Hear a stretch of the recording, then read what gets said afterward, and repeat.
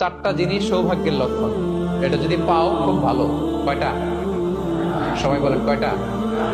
চারটা জিনিস সৌভাগ্যের লক্ষণ। এক নাম্বার আল মারআতু সালিহা, নেককার স্ত্রী।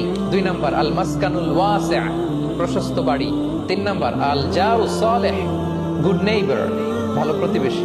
চার নাম্বার আল মারকাবুল হানি, মানে ভালো বাহন বা যানবাহন। এই চারটা থাকলে এটা একটা সৌভাগ্যের আলামত, খুশনসিব। কিন্তু খেয়াল করে দেখেন তো, বিশ্বনবীর চারটার মধ্যে কয়টা ছিল? শুধু এক নাম্বারটাই ছিল, বাকি তিনটা ছিল না। কেমন? এক নাম্বার কি ছিল? আল মারআতু সালিহা, নেককার স্ত্রী, এটা বিশ্বনবীর ছিল, ঠিক কিনা? দুই নাম্বার আল মাসকানুল ওয়াসি, স্পেশিয়াস হাউস, বড় ঘর, বিশ্বনবীর ছিল না? মক্কায় না মদিনায়? মদিনার ঘরগুলো দেখেন, এক এক বিবির এক এক ঘর, ছোট্ট ঘর, খালি হাইটা এসে বসতে পারে আর শুইতে পারে। তিন নাম্বার আল জারু সালিহ, ভালো প্রতিবেশী ছিল। মক্কায়ও না মদিনায়ও।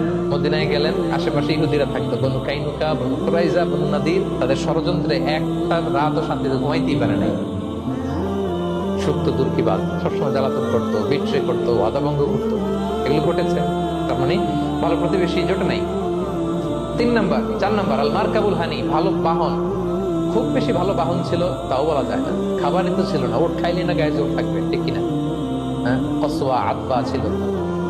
তার মানে বাহন ছিল চালানোর মতো, কিন্তু খুব বেশি ভালো বাহন যে ছিল এমন নয়। তাহলে চারটার মধ্যে বিষ্ণু পেয়েছিলেন কয়টা? একটা।